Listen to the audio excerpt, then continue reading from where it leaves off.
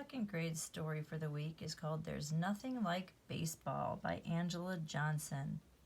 This is an example of realistic fiction, which means that it's a story, but it uses things that could have happened in real life. So it's fiction, made up, but it's realistic, means like it's real.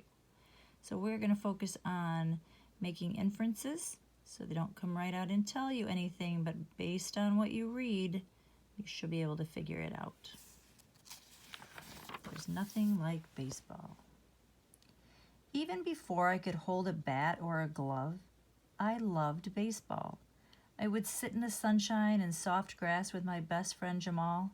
Sometimes his cousin Nikki sat with us too. I always knew that I'd play baseball. Baseball was coming when the ice dripped drops from the roof.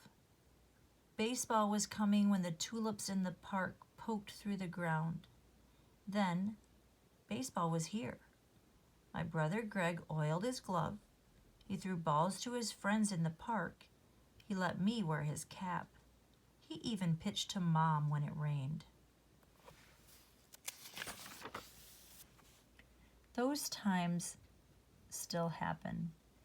But now I don't just watch. In the morning, I wake up thinking about the baseball field. I can almost smell the freshly cut grass. I eat breakfast smiling.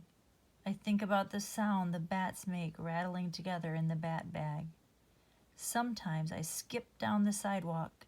I swing imaginary bats and wait for the light to change. I can almost hear the shouting in the bleachers. Jamal and I sit in the grass at the team meetings. It's just like when we were little, dreaming about baseball.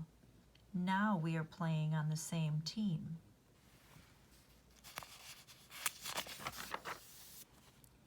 We leave the field throwing baseballs up in the air. We count how many times in a row we can catch them. We both laugh when we drop the balls. They roll down the sidewalk into the market and we chase after them. I stand in my uniform and look in the hall mirror. I smile as I think of my brother in his baseball uniform. I look at the picture of Mom in her uniform. She was 8, like I am now.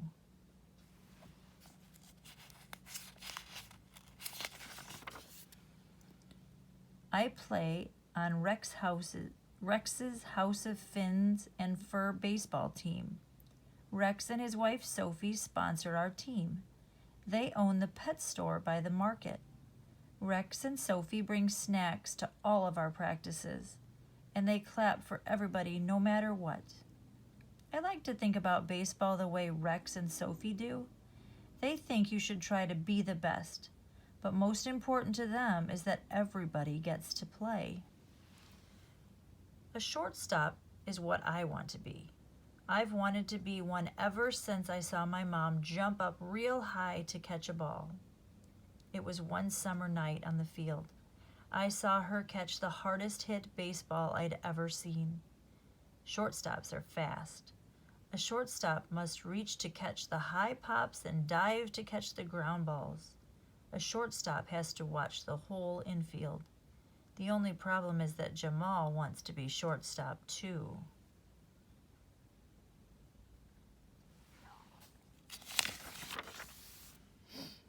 I asked Jamal about the tryouts for our positions. Who do you think will be shortstop? I don't know, he says. I hope it's you, I say. Jamal says, I hope it's you, Emma. But I don't say that the thing I want most in the world is to be the starting shortstop. My stomach feels bad later that night when I wake up from a baseball dream. I'm happy in the dream, but Jamal isn't. It's the first time I've ever felt bad about baseball. For the next few days, the grass doesn't smell as good. The sound the bats make doesn't make me smile.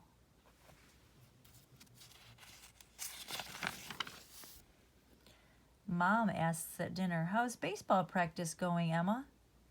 I mash my beans with my potatoes and cover my chicken with it. Mama smiles at my brother.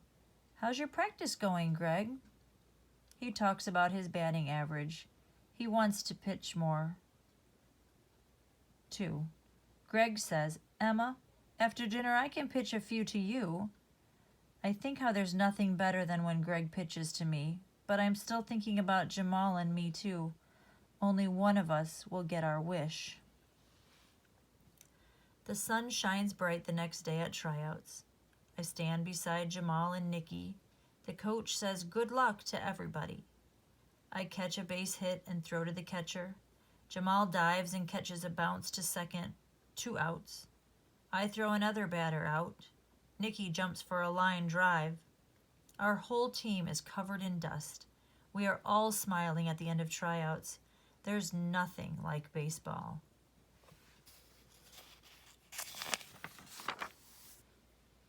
The coach holds a meeting when we're done.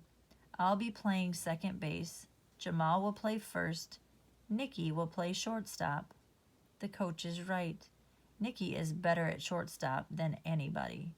She can always jump the highest and make the best plays. Jamal and I walk home together as the sun starts to set. We talk about how much fun the games will be as we toss the ball to each other. This time of the day is the best part of all because there's nothing like baseball.